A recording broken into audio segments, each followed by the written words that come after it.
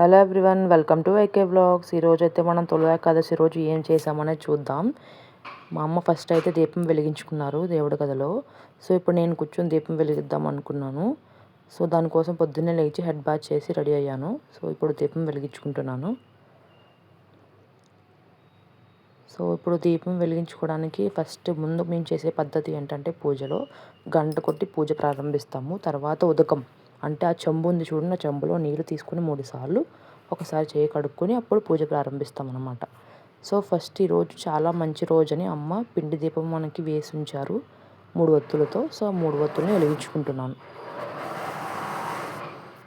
చూస్తున్నారు కదా, డైరెక్ట్గా ఎప్పుడూ వెలిగించాను నేను అగ్గిపెట్టితో. ఎప్పుడూ అగరపుల్లతోనే ఒత్తుల్ని వెలిగిస్తాను, దీపాన్ని వెలిగిస్తాను. సో ఇలా వెలిగించుకుని ధూపం వేస్తున్నాను మొత్తం అన్ని దేవుళ్ళకి.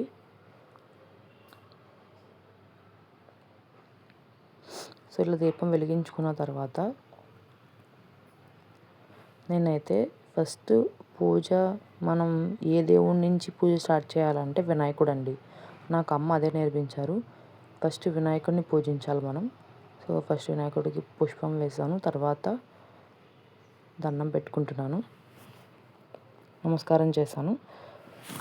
సో నమస్కారం చేసుకుని వినాయకుడికి ఇప్పుడు నేను పసుపు కుంకుమ ఇవన్నీ వేసుకుంటాను అనమాట. చూసారు కదా, అమ్మ చెప్పారనమాట. ఫస్ట్ పసుపు, నెక్స్ట్ కుంకుమ, అక్షింతలు, గంధం అవన్నీ వినాయకుడికి వేసి పూజ చేసుకోమ్మా అంటే నేను చేసుకున్నాను.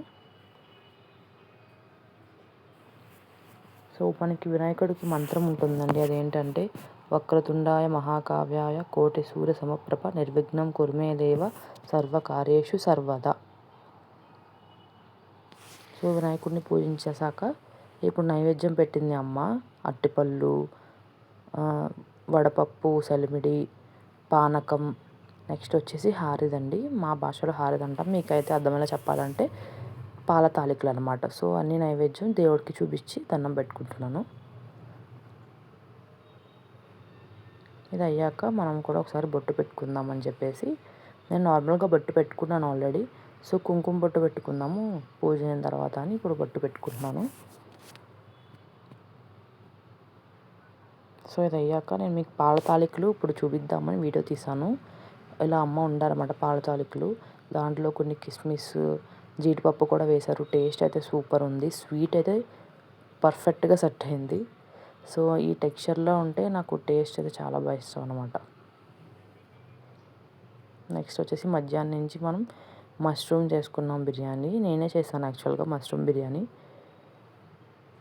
ఇలా అయితే అరేంజ్ చేసుకున్నాం అనమాట తినడానికి. సో వీడియో తీశాను. పులిహోర కూడా తిన్నాను. ఇది టెంపుల్కి వెళ్ళినప్పుడు వాళ్ళు ఇచ్చారు మనకి, చాలా టేస్ట్ ఉంది. నెక్స్ట్ అమ్మ స్టిచ్ చేసిన ఫ్రాక్ వేసుకున్నాను అనమాట ఈరోజు. So thank you, bye bye, thanks for watching, please support me.